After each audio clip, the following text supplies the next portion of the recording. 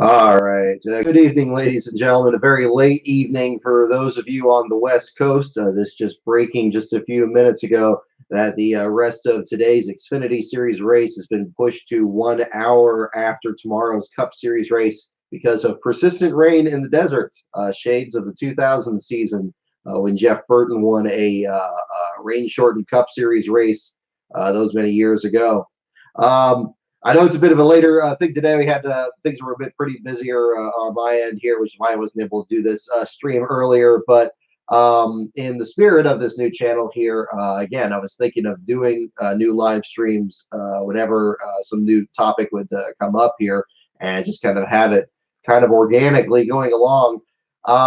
So in the spirit of that, and again, I know the last episode we did, it was kind of more Fast and Furious, and I was doing kind of notes on the screen, but it's a bit different this time around. Today, I want to kind of slow it down a little bit here and talk a bit about the today's kind of crazier bit of news. That being, of course, the bounty that has apparently been put on Kyle Busch. And for those of you who don't know, well, actually, quite a few of you, of course, do know, of course, Kyle Busch won yet another Truck Series race yesterday at Las Vegas Motor Speedway in dominant fashion, to the surprise of practically nobody. And the very next day, Kyle comes out and is remarking at the number of complaints that are coming out of, as usual, about his dabbling in Truck Series and crushing the rest of the field there in the process. Kevin Harvick coming out and about the same time here and remarking that, hey, let's make things interesting here. Put up a $50,000 bounty for any driver that could beat Kyle Busch in his 4 remaining starts in the Truck Series earlier this year. Wasn't exactly sure if that was going to be something that was going to be taken seriously, or if it was something that was something more than that. And of course, it picked up momentum from there. And so now everybody talking all of a sudden about this bounty on Kyle Busch. And Marcus Lemonis, the person behind the Gander Outdoors Series, the sponsor of the Truck Series, jumped on board. He matched $50,000, brought it up to $100,000. And so now it appears that we have a new format this year. Now, it's I stated at the time that this is really a frustrating kind of turn of events. It has good surface appeal that I know a lot of people have jumped on board, those both in the media and outside of it, and saying, hey, this is exciting. We're going to have Cup guys in the Truck Series again and trying to beat Kyle Busch. A lot of money that's put up. It's going to put a lot of eyeballs on the screen and following the Truck Series. But I'm not really buying into the hype on this. I think this is a real unnecessary thing that's going on here. And while it may seem fun on the surface, it is a step backward for the Truck Series in the fact that they have been trying to keep Cup Series drivers out of the field. That Kyle Busch's runs in the Truck Series are as unusually dominant as they are because he's pretty much the last person that is still doing it. And we've scaled it back, so he's just done these 5 races of the year. And it is partially NASCAR's fault that they've created this situation where they don't just ban them, they don't just get rid of them from the series in general. That we have to keep constantly compromising and saying, okay, well, at least they're doing just a handful of starts, and that should be good enough. But now I really do think this is a step backward. I think that they have created a situation now where the hype again is focused away from the drivers that are in the Truck Series, and again towards the Cup Series guys that are in it.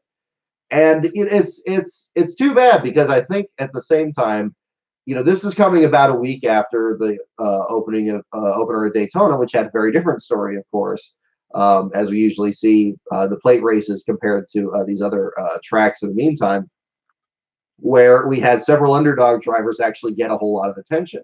Jordan Anderson with his 2nd place finish, Cody Rohrbaugh in the same situation there, just about able to pull off the victory there against Anderson and Enfinger.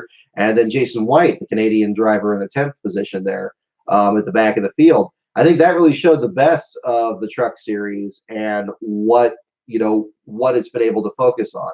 And these competitors that have been trying for years to kind of get their names out there. Apparently, Jordan Anderson had a discussion with Lionel Racing this week about perhaps making diecast of his number 3 truck. And of course, licensing rights with that is a very big deal for these small teams.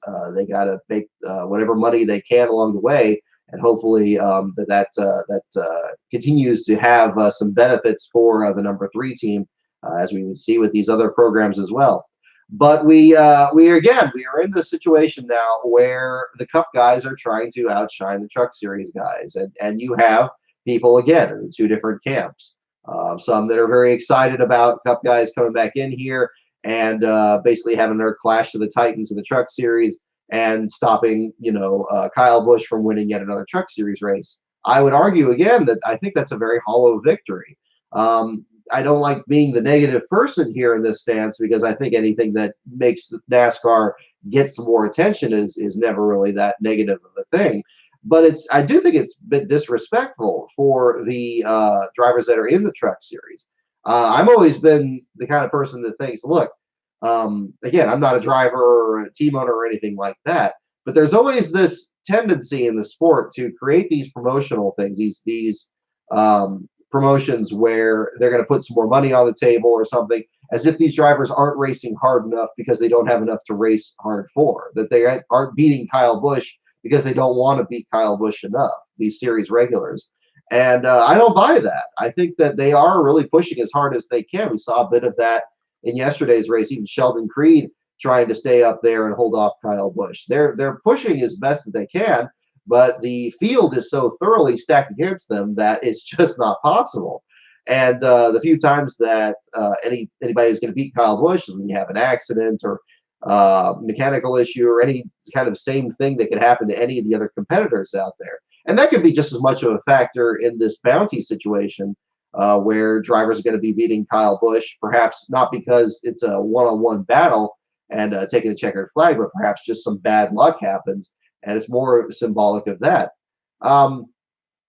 This is again, I think it's an unfortunate trend, and it's unfortunately, I think, disrespectful to the Truck Series drivers in there. I mean, why not put this bounty out and say, okay, it's for any competitor that beats Kyle Busch? It still would ring hollow because these guys are still trying to beat him, and something might still happen to Kyle Busch's truck mechanically that still causes him to lose the race. And then, you're going to have the same people out there saying, oh, well, Kyle Busch would have won that race if something bad didn't happen to his truck.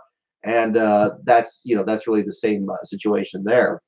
But it's unfortunate, and again, and why not put that money towards helping one of these teams out or one of these drivers out or helping the series in some other way? Certainly, Kevin Harvick's done that in the past in fielding his own entries with Ron Hornaday and everything. Although he would, of course, have other times where he'd field his own entries and dominate the series just as much as Kyle Busch would on a limited basis. The other thing that gets thrown around at the same time here is that this is something that the Truck Series teams need to do to bring sponsors into the sport. And to that, I ask, who's saying that? Who has made that a rule? Who has made that a rule that a Truck Series team has to have a Kyle Busch in the truck there in order to get these sponsors out there? Is the teams allowing this to happen? Specifically, Kyle Busch Motorsports, of course, saying, oh, well, we could put our Cup Series guy in there and we're pretty much going to guarantee a win for you. That's not something that's like a NASCAR rule. We treat this as something that is something that's an absolute certainty in the sport, where it's really far from it. And this, I think, is another extension of that.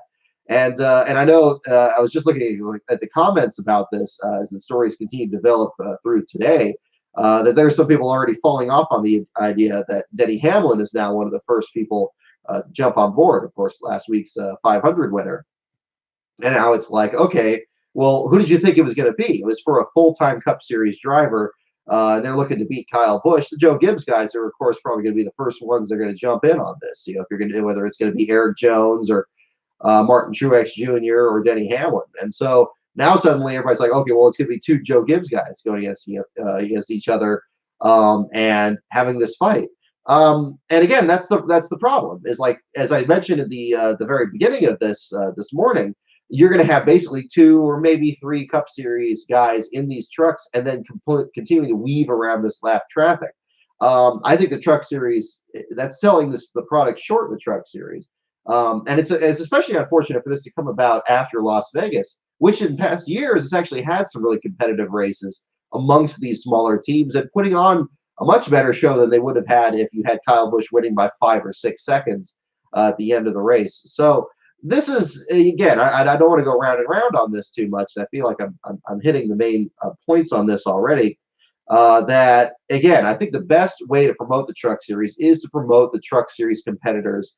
They're already in the sport, and much as we saw at Daytona last week, I think that this is an excuse to pare down the storylines in a Truck Series race to just its most attractive components, or at least the ones that are able to be marketed more easily.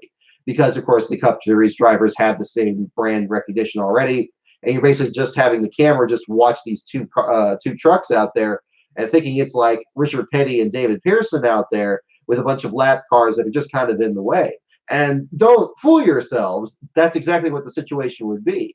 If you want to just have a race between two drivers and do like an exhibition and doing them, head to head, you can go ahead and do that. But is that going to have really the same appeal for these same four races at the same time? I don't think so.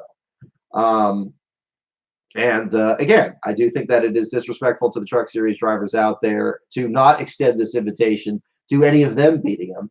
And even if you did extend it, you're just creating another situation where it's like, oh, well, they wouldn't go out there and beat Kyle Busch unless there's some money on this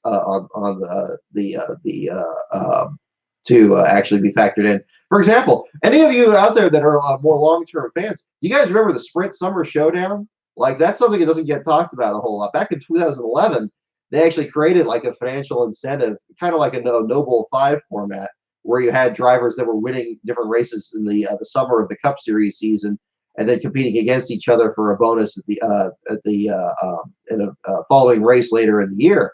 And that ended up kind of falling flat. It was only done 1 year back in, I believe it was 2011.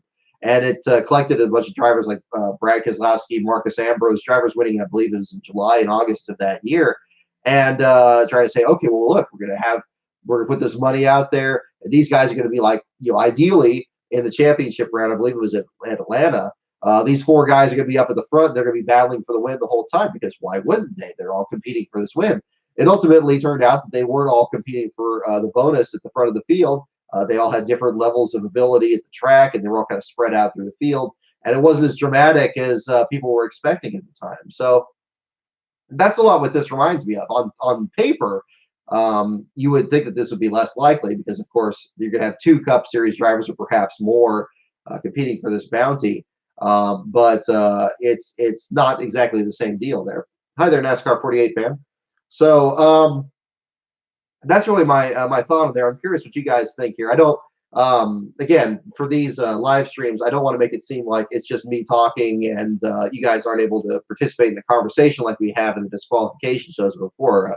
Quite the opposite. I certainly hope to keep that going the way we have in the past. But I'm very curious what you guys' thoughts are on this bounty. I wonder if many of you are on the exact same perspective that Kyle Busch himself is, where it seemed like he wasn't entirely happy about this bounty system coming about. His interview at Las Vegas saying, like, look, when you have a bounty on you, bad things can tend to happen. And there, of course, it's interesting to have this all come about right after Daytona, where we're apparently questioning the need of certain gimmicks in the sport. Again, going back to David Land's video and other discussion that was coming up last week after Ryan Newman's serious accident. What things are necessary to create excitement in the sport, and what things are gimmicks that are actually making the sport more dangerous. One would certainly argue that a track like Las Vegas or the other races that Kyle Busch is going to be running in later this year don't have the same potential for disaster that a super speedway would at Daytona or Talladega. But at the same time, I mean, you have a situation like the playoffs where suddenly a race like Martinsville can boil over, or Chicagoland or something like that. Are we creating a situation that is making things more dangerous for drivers? Are we already, again, creating a narrative from Ryan Newman's situation where we say, okay, well, it's not that serious, and we can go back and doing kind of crazy stuff like this and pretending that it has no consequence? It's probably you're going to have some people that are going to say, oh, well, heck, what's the big deal? It's the Truck Series. These are Cup Series drivers in there. They know what they're doing. They're not going to do anything stupid. I'm not entirely sure that that's the case. So again, I want to know what you guys think out there. This is about it for this video. Just kind of a deal there. Yeah, Anthony. Yeah, you raise a good point here too. Taking rides away from series regulars for a bounty. That's another element that we haven't really talked about here. Which rides are going to be available to these drivers out there? Is it? I mean, certainly, I would imagine. I mean, I would imagine they're not going to be Kyle Busch Motorsports rides, and there's going to be a conflict right there with these Cup Series guys, especially lower the development drivers coming up, like your Christopher Bells and your Tyler Reddicks and whatnot. These drivers only seem to work their way up the ladder if they can get a top quality ride and get up there. I mean, of course, you want to get the best ride that you can and compete as good as you can. I mean, it's no secret, of course, that in NASCAR, the better ride that you're going to have, the better chance you're going to actually have to compete. The problem is it's now almost treated as an entitlement that they're not going to compete for a smaller team and try to step it up the way that Ross Chastain has over at Al Nice's team last year, and even in his part-time efforts this year. But yeah, I mean that's the situation. When you put a Cup Series guy in, of course, at the very least, you are bumping out another Truck Series competitor. And Truck Series has been the one series in NASCAR's top three divisions that has still had more entries than they have had spots. Jennifer Jo Cobb still hasn't made a race this year because she's failed to qualify for both the races this year, and there's been enough entries that she's had to step it up even more just to compete. And that's before this whole bounty thing came about. Are we going to have a situation where a Cup Series team is going to field a truck on their own or exploit a partnership that they already have through something like a GMS racing team or something like that? Or are we going to have a situation where a Cup Series driver is going to literally be swapped in for a series regular or a smaller team that's trying to get up there, or an owner-driver operation, perhaps under the guise of helping one of these smaller teams out, a Ray Cicerelli team, for example, any of these other smaller organizations, like a Jennifer Jo Cobb? Are they going to put a Cup Series guy in there and have them compete for the win in one of these bounty races? Maybe again, much like talking about these other programs here to help smaller teams, is this going to help these guys out, or is this going to really harm them in the long run by setting aside one other driver and putting him in there? It's the same situation that we saw back at Daytona with Ross Chastain climbing aboard the RSS racing car when he failed to qualify with Colleague Racing. And it's kind of interesting to talk about that. The same blush, of course, mentioning with Ross Chastain being kind of the underdog last year with Al Nice, and now kind of being promoted now to being one of the big contenders in the Xfinity Series this year. But yeah, I think that's the other concern to really look at. What is being taken away from these drivers? Not just the competitiveness in the sport and the spotlight, of course, being turned away. The broadcast isn't going to talk about any more than just these two Cup Series guys and just ignoring everything else that's happening. Maybe the top end class of the Truck Series guys, and then paying even less attention there. I think the Truck Series broadcasts have already had a big problem with focusing on new and rising talent in the circuit, and then this is really a step backwards on that. But what is being taken away even from the qualifying aspect? That's going to be the concern going ahead. And these are concerns, of course, because it's already happening. They've already matched the money that Kevin Harvick's put forward, their sponsorship. The wheels are already turning. They're going to make this happen. And the broadcasters are only going to be too happy to jump on board and say, okay, great. Now we don't have to even pretend to even cover the 32 teams that are out there in the Truck Series. Now we can literally just bring it down to 2 and, treat it exactly like the playoffs, where you just have the playoff drivers and then forget everybody else. It's an unfortunate thing. And again, it does have a lot of surface value, and it's possible, maybe it's not going to really matter because it's just for these 5 races. And then it's just back to business as usual, the Truck Series, and focusing on the playoffs. But it is a step backwards because, it's not the answer to having more of these Cup Series guys in the Truck Series isn't to put more Cup Series guys in the Truck Series to beat them. It's a hollow victory, and it's a big step backward. And I hope that we can just move past this, where the Cup Series guys need to stroke their ego and be the two giants wrestling each other while stomping on the villagers that are down below, just trying to make ends meet there. Play in your own sandbox. You want to see the best guys in the Cup Series compete against each other to beat Kyle Busch? It's called the Cup Series. I've said this before. and I'll say it again, Kyle Busch is a tremendous talent. And I think he's not wrong in saying that he's the best series driver out there right now. But we're just not seeing that because he's messing around in these other divisions all the time. I will forever give Jimmy Johnson the utmost credit for once he got into the Cup Series for scaling back almost to nothing. Not entirely. He has run a few Xfinity Series and Truck Series races since then, but at such a limited stance that it's almost not even worth mentioning. And focusing on the Cup Series as completely as he can, because I'm sure that there is a direct correlation between the fact that he had those 7 championships and all those wins in the Cup Series and not squabbling in all those other divisions the way Kyle Busch and Kevin Harvick and these other competitors had over the years. I am sure that we would have seen Kyle Busch and Kevin Harvick have the same dominance that Jimmy Johnson had if they weren't messing around with all that. And some people like that, and some people don't. And I've made abundantly clear where I stand on all of that. So this is, yeah, again, I hope things work out on that. Maybe this will just come out in the wash, and this is just going to be a brief gimmick like the Sprint Summer Showdown was in 2011. But I'm not confident of that. I think that this is something that needs to be watched very carefully and needs to be covered with a little degree of perspective here, because there are a lot of Truck Series drivers out there who are working their tails off and are just now starting to kind of get seen, much like we saw in the Xfinity Series last year. Even with the Big Three, the Big Three wouldn't have got talked about as much as they would have at all if Cup Series bushwhacking were nearly the same way it was with Kevin Harvick's time or Kyle Busch's time just from a few years ago.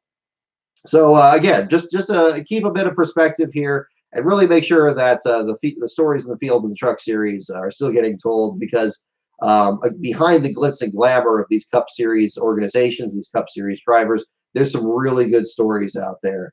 And we hope to continue to bring those stories to you over at lastcar.info. So again, thank you guys for tuning in. I know it's late on this end here. I'm planning on doing a post-race show tomorrow. Obviously, with the Xfinity race coming after the Cup Series race, perhaps we'll be. I don't know if we're going to have this. We'll probably have this after the Xfinity Series race and do a brief wrap-up show there. Yeah, we'll do.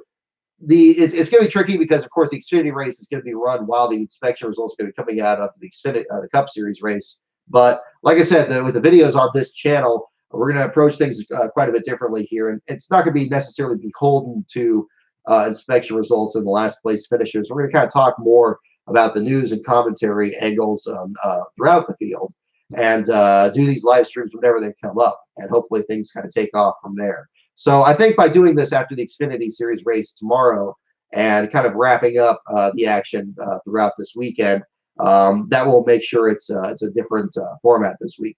So stay tuned after the Xfinity Series race tomorrow. We'll do a bit of a live stream here. Probably won't be for the entire length of the inspection results, but we'll certainly talk about the doubleheader that we're basically going to have tomorrow between the Cup Series and the Xfinity Series, and then, of course, other news coming up. And thank you guys already for joining in. I know it's a little bit of an adjustment here starting on a separate channel, but look forward to more videos like this where we're probably going to do shorter videos, but talking more about news stories as they come up to keep things fresh in addition to our discussion. So thank you guys again for tuning in. We'll see you after the Xfinity Series race tomorrow, and look ahead to the action going from there. And more news coming up on lastcar.info and the Twitter feed at lastcar on Brock as we look ahead towards Las Vegas and, of course, Fontana next week for our next round of trackside coverage. So thank you guys for tuning in. I'll let you guys get some sleep. I know it's 10:30 on the East Coast. It's going to be a late night for myself as well. And we'll catch up tomorrow. Thank you guys for tuning in.